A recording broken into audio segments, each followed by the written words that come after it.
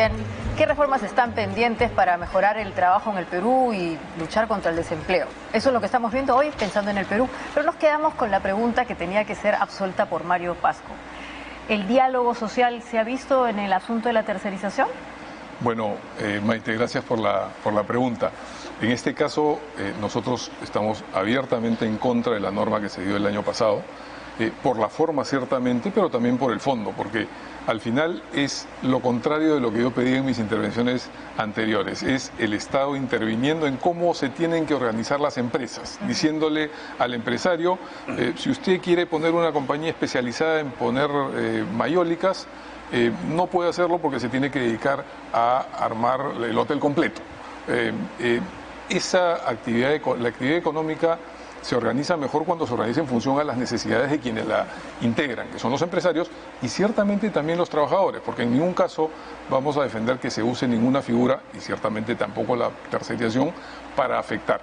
Pero que el Estado presuma que es en sí mismo una afectación la tercerización y prohíba de manera como sábana esa modalidad cuando se trata de servicios que ha denominado la norma nucleares, nos parece que no solamente es ilegal porque va contra lo que dice la ley, sino también inconstitucional porque afecta la creación de empresas, que es justamente lo que se necesita.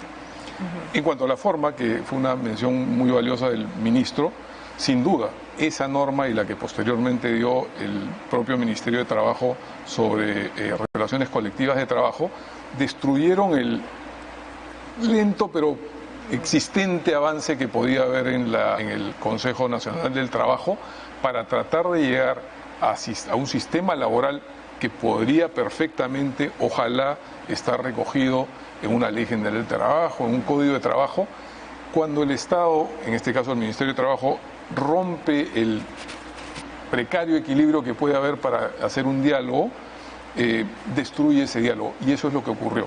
Esperemos que ahora pase todo lo contrario y que podamos tener un diálogo de partes con apoyo del Estado para llegar a una norma que, si se logra, sería mucho más eficaz que lo que hay hasta ahora, porque tendría una cosa que hasta ahora no tiene el sistema laboral, que es legitimidad social. Siempre hay alguien que dice que esto está mal, ¿no es cierto?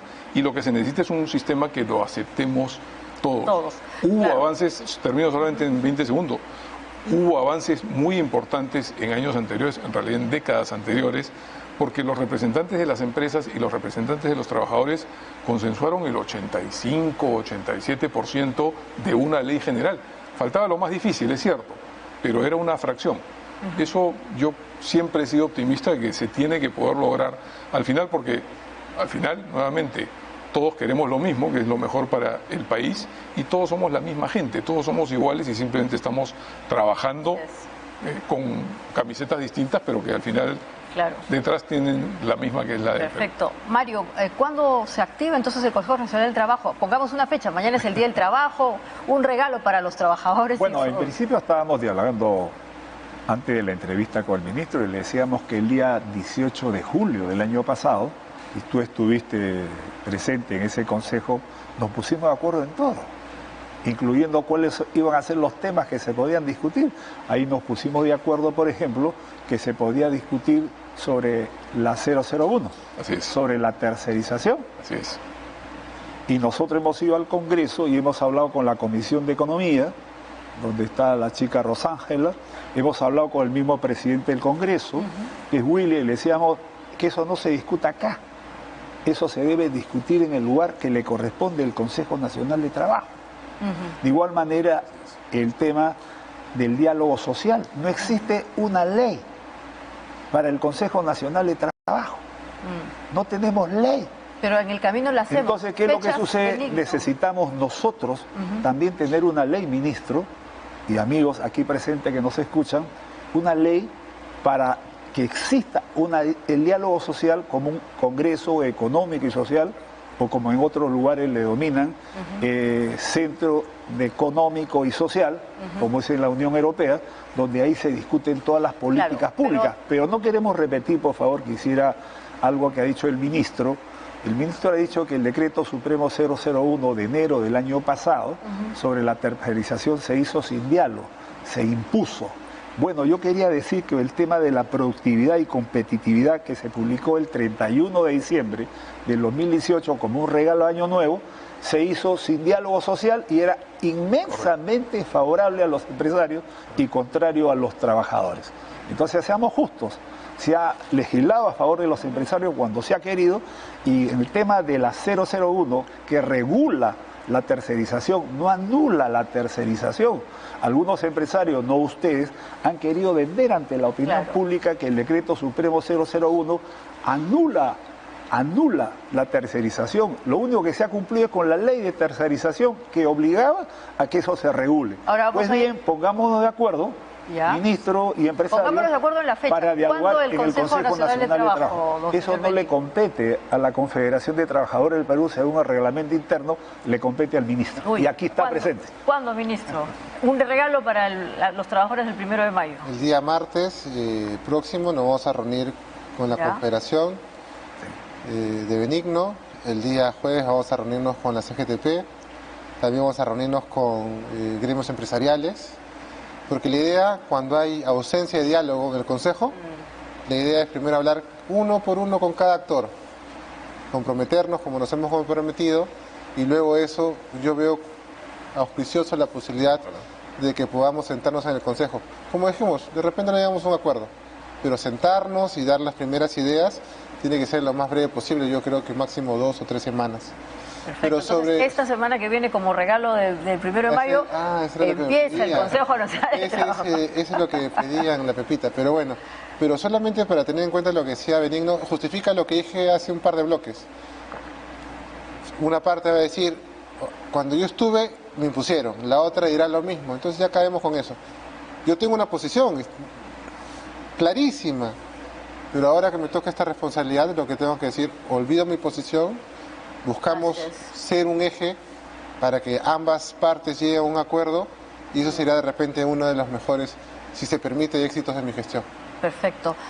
Sí, adelante. Además, la OIT claramente ha señalado que en estos temas, tanto el 001-2022 TR como el 014, debería haber un proceso de diálogo social, ¿no? Entonces creo que también este diálogo está auspiciado por la OIT. Y ya que viene el Día del Trabajo, quería recordar que nuestra Constitución establece que el trabajo es un objeto prioritario del Estado. Pero al momento de asignar los recursos en el presupuesto, es el último, porque el Ministerio de Trabajo, me parece que históricamente, tiene una aprobación de presupuesto mínima, ¿no? Entonces hay que pedirle también al gabinete que pueda pensar en el Ministerio de Trabajo para que pueda aplicar las políticas de empleo que se encuentran además en el Plan Nacional de Empleo Decente, al 2030, que tiene todas unas líneas y unos objetivos que creo que es necesario implementar, ¿no? Entonces, eso quería... Ministro, le están pasando hoy le agradezco. Un cherry para que haya mayor presupuesto. Le agradezco. Y además cuando vienen los amigos, mejor todavía.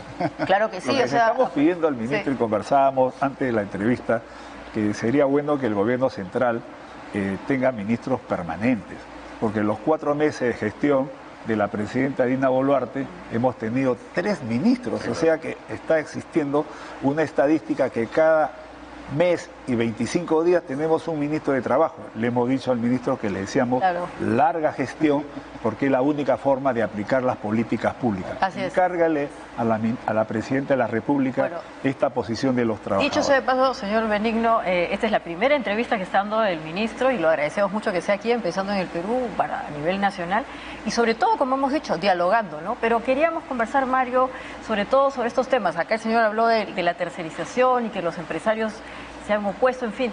Solamente para cerrar ese asunto, evidentemente la tercerización es un instrumento que provoca más empleo. Más o menos eso es lo que también empieza la Cámara y los empleadores. Cuanto más empresas haya, cuanto más negocios haya y cuanto más se amplíen esos negocios y cuanto más población incorporen los negocios como empresarios, yo creo que va a ser mejor para el país.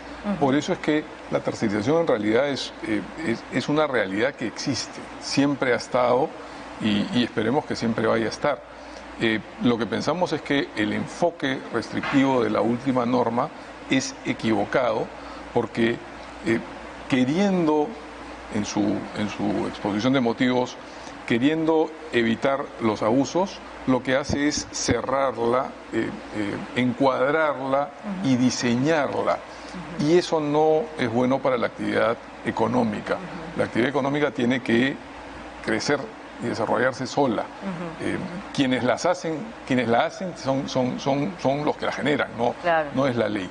Y entonces el enfoque para evitar los excesos o los abusos tiene que ser otro, tiene que ser el de la fiscalización de que no se estén afectando los derechos, no el recortar o podar la actividad económica. Claro, ministro, ya que está usted con nosotros, mañana es el Día del Trabajo, informalidad, fortalecer a la SUNAFIL, ¿alguna otra línea que su gestión va a tratar de impulsar para que aquí todos también nos informemos?